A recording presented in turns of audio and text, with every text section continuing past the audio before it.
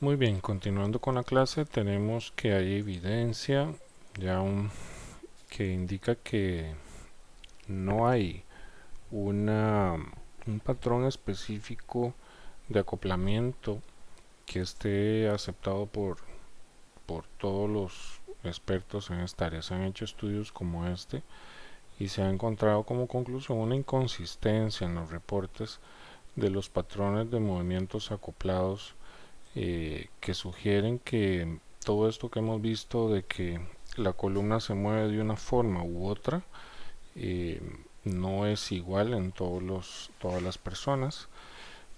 Son parámetros, mas no son exactos para todas las personas. Habrá personas que tienen eh, más rectificación, personas que tienen más lordosis, etcétera. Entonces esto eh, hay que tomarlo con cautela.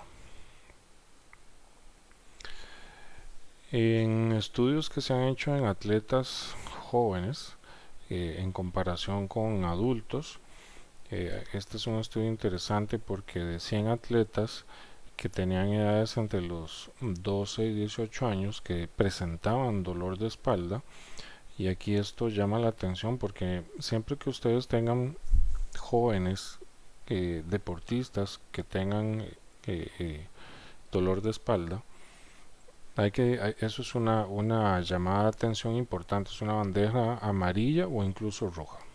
Eh, Comparado con 100 atletas adultos que tenían también dolor agudo de espalda, se encontró lo siguiente: 47% de los jóvenes presentaban espondilolisis, o sea, por fracturas por estrés. Entonces, cuidado con las fracturas por estrés, les decía yo en las espinosas, a veces el esfuerzo que hacen los jóvenes en algún deporte específico, la tracción que hacen los músculos podría fracturar alguno de los procesos espinosos. Mientras que en los adultos solamente era un 5%.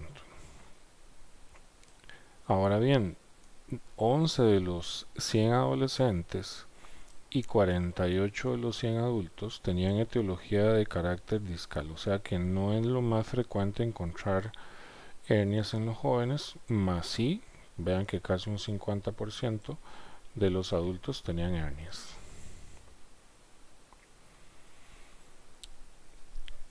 Con respecto a los multífidos, se postula que hay un reflejo de inhibición central que hace que los multífidos pierdan temporalmente su actividad de información, digamos, de estabilización. Esto podría estar entonces relacionado que entre un 60 y un 80% de los pacientes reciben en el dolor en el primer año. Entonces, ¿qué es lo que tenemos que hacer cuando nos llegan pacientes con dolor de espalda? Poner mucha atención, bien aliviar el dolor, etcétera, pero trabajar la musculatura estabilizadora, entrenarla aunque no haya dolor. Bien, hay estudios muy interesantes, por ejemplo, en la rodilla, donde se ha infiltrado suero salino en la rodilla para producir inflamación, y con solo que se produzca la inflamación de la cápsula por este suero que se inyecta, ese aumento de volumen, ya se ha registrado una disminución de la actividad del cuádriceps. Esto quiere decir que ante la inflamación de la rodilla, el propio sistema tiene un mecanismo, podríamos decir casi que de apagar a la musculatura para no generar mayor inflamación en la misma articulación. Algo similar podríamos decir que pasa en los multífidos. Cuando hay dolor de espalda se apaga la información que ellos producen, se produce esta inhibición, y entonces ahora bien, esa inhibición también está relacionada lógicamente con el dolor, y esto podría generar entonces que estos músculos no estabilizan bien la columna. Entonces se alivia el dolor, pero el paciente sigue con el problema de la inhibición de los multífidos. Igual se han hecho imágenes de resonancia en músculos como el transverso abdominal en atletas durante el draw queen, que es, podríamos decir que un abdominal tipo crunch, ¿verdad? Es el abdominal este rápido que hacen muchos atletas, y se ha encontrado precisamente que este músculo, el transverso abdominal, tiene una tardanza en el timing de contracción en los pacientes que tienen, en los atletas que tienen dolor de espalda. Entonces se corrobora que aunque sea un atleta de alto rendimiento y demás, cuando hay dolor de espalda hay un problema de reclutamiento, podríamos decir, o un problema de coordinación en el timing de contracción. Y entonces podemos decir que dentro de la hipótesis de Panjabi, que era este autor que pues, nos hablaba de este modelo mecánico interesante, la lesión o los traumas repetitivos pueden generar problemas ligamentosos o de tejido periarticular. Y eso a su vez va a hacer que las señales que vienen de esos ligamentos vayan erradas, y también la información y respuesta de los músculos sea diferente, lo que puede producir un problema de coordinación muscular, que a su vez va a producir o estrés o tensión, o más bien relajación de algunos tejidos que no deberían de estar relajados, produciendo entonces problemas de control motor, lo que va a producir finalmente un déficit, ya sea a nivel de discos o a nivel de las facetas, produciendo artrosis y más problemas de este tipo. Haciendo una recapitulación, tendríamos que es relevante la musculatura local. Aquí nos referimos a los multífidos, estos son los músculos más profundos, que pierden su mecanismo de feed forward. Recordemos que el feed forward era esa anticipación. Decíamos que ante levantar el brazo se ha comprobado que músculos como el transverso abdominal tienen que contraerse previo a que se levante el brazo. Se pierde el control interdependiente entre músculos locales y globales. En este caso, los músculos globales, que son los más externos, en la espalda, pongamos el ejemplo del dorsal del longuísimo, este músculo tiende a aumentar su tono y a generar espasmos en miras de que los músculos locales no están haciendo su trabajo, que es un trabajo más de largo plazo. Por ejemplo, los multífidos se contraen tienen mayor capacidad de contraerse en el tiempo y de informar de la posición de la espalda por la cantidad de propioceptores que tienen, mientras que los músculos globales, como el longuísimo, tienden más bien a ser músculos potentes y no están preparados para mantener contracciones por mucho tiempo. Pero ante un problema de dolor de espalda, ellos se van a tensar porque los músculos multífidos están apagados. Entonces, en resumen, tendríamos que activar los músculos profundos, pequeños, estos multífidos, para que asuman el control del motor, y que los músculos globales entonces no caigan en estos espasmos musculares. Hay inhibiciones reflejas de los multífidos, y con el tiempo esto va a producir infiltraciones por la inactividad de esos músculos, infiltraciones grasas, lo que agrava más el problema, y por eso es relevante que el paciente no caiga en reposo absoluto.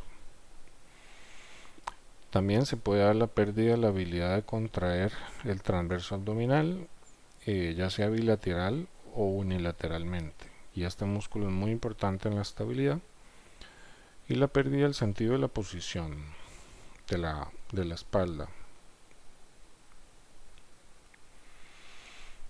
Este es otro estudio que indicaba en jugadores de cricket que había atrofia o que puede existir atrofia en atletas élite de este deporte, eh, y que el entrenamiento o reentrenamiento del diámetro de los músculos está relacionado con la disminución del dolor. Entonces es muy importante hacer ejercicio de los músculos locales, estos músculos pequeños como los multífidos, para que se engrose su diámetro y pase lo que pasaba en la caricatura que les ponía, donde el esqueleto se extendía cuando se inflaba el globo que estaba en los paravertebrales.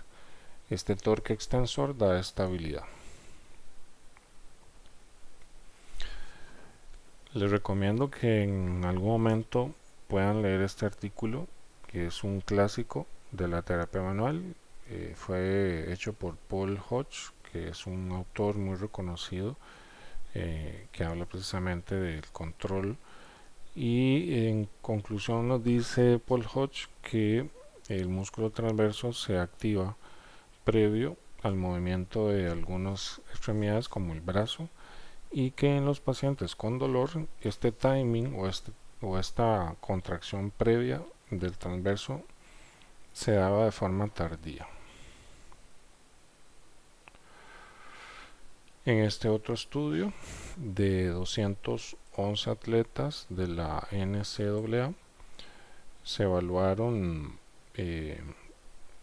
27 que habían sido tratados por dolor lumbar bajo en años previos, y en todos los momentos, en todos que se hizo este test, se encontraban asintomáticos. O sea, eran pacientes que habían tenido dolor de espalda pero que en ese momento estaban asintomáticos. Se les hizo pruebas de velocidad, o sea, tenían que correr lo más rápido posible durante 20 metros, y se encontró que los atletas asintomáticos con historia de dolor lumbar fueron más lentos que el grupo control. Esto se relaciona entonces que la musculatura del core, la musculatura que envuelve a todo el sistema que hemos visto, es importante entrenarla, y de ahí que vean que con solo tener estabilidad y buena actividad de esta musculatura ya se pueden ganar incluso segundos en actividades deportivas. Y entonces es relevante que todos los atletas que quieran mejorar su rendimiento en velocidad, en fuerza, entrenen el core como una forma de estabilización, no solo para eso, sino también para ganar velocidad, agilidad. Y por eso hoy en día muchos de los deportes como el básquetbol, el fútbol, etcétera, trabajan ejercicios que tienen que ver con la estabilización lumbar. En estos dibujos lo que vemos son los famosos tipos de hernia. Hay hernias que se les llama hernias en hombro, no porque estén en el hombro, sino que vean acá la imagen de acá. Noten que la hernia está por encima de la raíz nerviosa. Entonces podríamos decir que la hernia está en el hombro. Si este fuera el brazo, si la raíz nerviosa fuera el brazo, el hombro sería la hernia. Entonces, cuando el paciente se inclina, como se indica acá, hacia el lado de la hernia, vean que se presiona y por eso se produce la radiculopatía. Entonces, este paciente generalmente nos va a venir cargando el peso hacia el otro lado. ¿Por qué? Porque si se hace para el otro lado, vean que la raíz se aleja de la hernia de acá.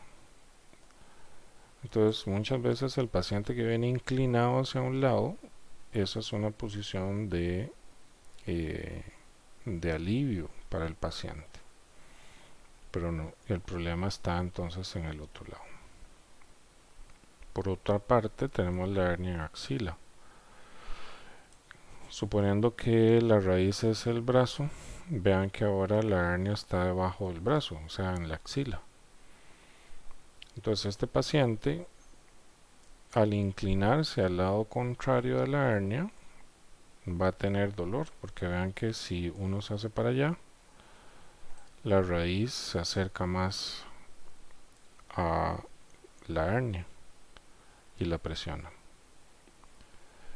Por otra parte, entonces, este paciente generalmente va a venir inclinado hacia el lado donde tiene la hernia, porque ese es el lado donde el nervio se aleja más de donde está la hernia. Bien, entonces a veces pasa, y recuerdo un caso de un paciente de Linz donde el paciente tenía una hernia y venía inclinado hacia el lado de la hernia. En este caso vean que la hernia está del lado izquierdo y el paciente venía inclinado hacia el lado izquierdo. Entonces yo lo que pensé primero es cómo, si tiene una hernia al lado izquierdo, viene inclinado hacia el lado izquierdo. Pues era un tipo de hernia de estos. Entonces vean que así viene el paciente, viene inclinado hacia un lado. Después de la terapia, pues ya hay una mejoría y una mejor alineación.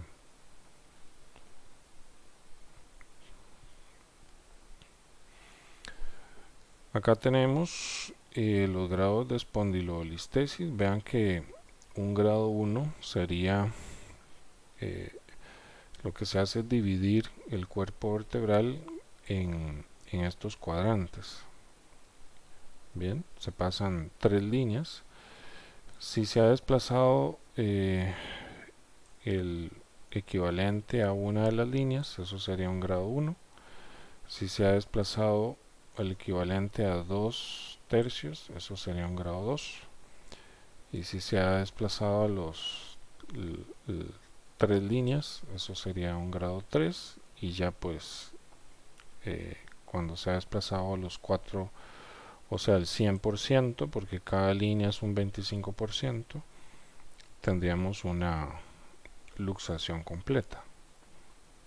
Muchos pacientes nos llegan generalmente entre el grado 1 y el grado 2.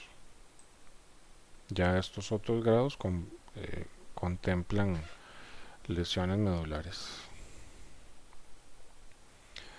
Aquí tienen a la señora que hace estas formas bastante buenas para producir las resistencias ante la extensión, ante la flexión, ven que aquí lo hace sentado, ante la rotación y ante la lateralización.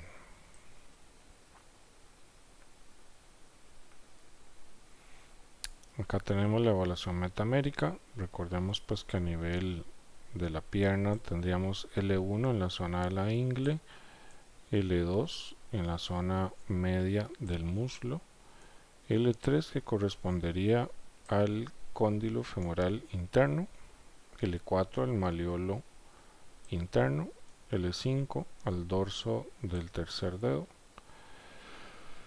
S1 al maleolo lateral, S2 a la zona poplitea, S3 a la espina isquiática y S4, S5 a la zona perianal. Entonces, si el paciente ha perdido sensibilidad en alguna de estas zonas, eso podría estar relacionado con la lesión de la médula o de la raíz. Dolores referidos podemos tener desde cadera hasta columna, o incluso desde la rodilla hasta la columna. Tenemos nervios que emergen de las últimas torácicas, de la torácica 12 y L1, que abarcan estas zonas que vemos en 1, 2 y 3, que pueden producir dolores a la zona similar a lo que sería una lumbalgia, o incluso a la parte anterior, que podrían confundirse con dolores de cadera, o hacia la zona lateral, porque podrían confundirse con una trocanteritis de la bursa, una inflamación de la bursa trochanteriana. También podríamos tener parestesias hacia la zona anterolateral del muslo. Todo esto producto de la compresión, les decía, de el nervio cutáneo femoral lateral, que pasa por delante, como vemos, pero emerge de la zona lumbar, pero que sí, pasa por la zona de ligamento inguinal. Sepa que también tenemos los nervios cluneales. Tenemos los nervios cluneales superiores, los medios y los inferiores. Estos nervios le dan o inervan, valga la redundancia, a la piel del glúteo. Entonces, cualquier compresión de ellos podría producir dolor en la zona glútea o incluso en la zona lumbar. Y ellos emergen de estas, precisamente incluso de la torácica, la dorsal torácica hasta las lumbares.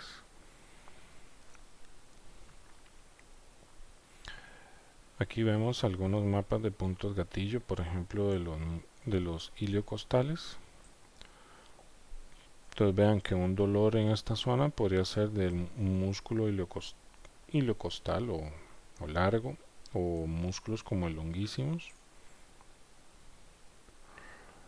Los músculos transversoespinales podrían producir dolores, como vemos, más centralizados o incluso en la parte anterior del abdomen. El cuadrado lumbar tiene una relación muy interesante con la zona del glúteo.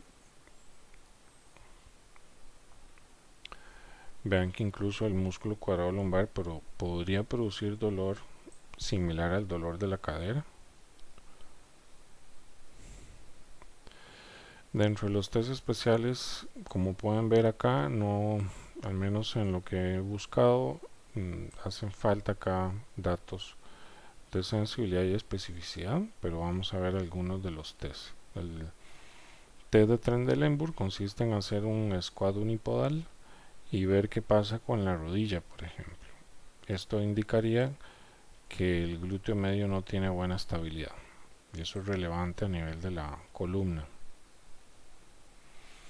El TP o test de extensión o test de elevación más bien de la pierna extendida nos puede dar datos relevantes. Vean que de 0 a 35 grados, si uno levanta la pierna y hay dolor, debemos de sospechar de una lesión de la ciática extradural o síndrome del piriforme. También puede ser que sea disfunción de la sacroiliaca. Si el dolor aparece entre los 35 y 70 grados, esto pues nos hace más sospechar de tensión neural, por ejemplo, de un disco que esté herniado. Y si el dolor aparece después de los 70 grados, pensaríamos más de un dolor de tipo articular lumbar, relacionado con precisamente con las articulaciones lumbares y no tanto con el nervio que sale de ellas. También tenemos que conocer el test de Brudzinski, que está relacionado, por ejemplo, con la tensión neural producto de una meningitis. Entonces se inflaman las meninges, que recuerden que envuelven a la médula. Entonces cuando uno hace el movimiento de flexión se tensan las raíces y eso produce dolor en el paciente. Igual si uno flexiona la cabeza al paciente, inmediatamente observará que el paciente dobla las piernas tratando de quitarle tensión al sistema. Y luego tenemos el test de Bragard. Este test consiste en que uno haga el movimiento de flexión. El paciente le dice a uno me duele, entonces lo que uno hace es bajar al punto en donde ya no, el paciente le dice ya no me duele, y donde bajamos, ahora le hacemos una dorsiflexión al paciente. Y si esto fuera un problema de nervio, en el rango donde el paciente nos había dicho que no le dolía, al hacerle la dorsiflexión estamos tensando el nervio ciático, entonces el paciente nos va a decir nuevamente que le duele. Te repito, subo, el paciente dice me duele, bajo hasta donde diga que no me duele, y donde bajo y ya no le duele, le hago la dorsi, y si me dice que le vuelve a doler con la dorsi, sospecho que hay un problema en el nervio ciático. Está este otro test que consiste en que yo eleve la pierna sana, la pierna que no duele, y si es una hernia en axila, al tensar la raíz de este lado, que sería la de la pierna izquierda, vean que esto me jala la médula hacia ese lado, produciendo compresión si la hernia fuera de axila, y el paciente entonces va a tener radiculopatía en la otra pierna.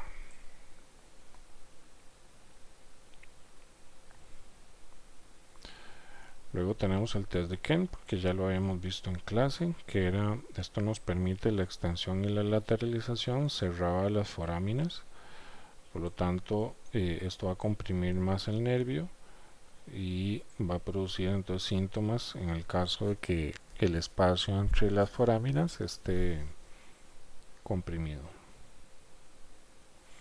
El test de estabilidad este lo vamos a ver en clase, lo explicaré en clase, y el slump test también lo voy a explicar en clase.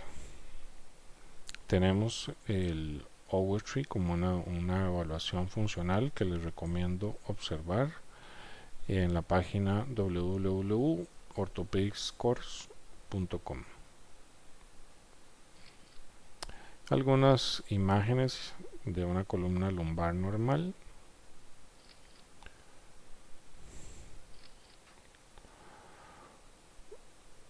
Aquí podemos ver la hernia, donde está incluso presionando. Este sería ya la médula, esto que vemos acá. Otra hernia presionando. Y este es interesante porque esto que ven acá ustedes es el coxis de una paciente que tuve que era fisio, y ella iba en un cuadraciclo, y el cuadraciclo pega en un montículo de tierra, ella sale volando y cae sentada, entonces tuvo una luxación de coxis. Esta reducción se hace intraanal, pero también hay algunas técnicas de fisio que pueden servir.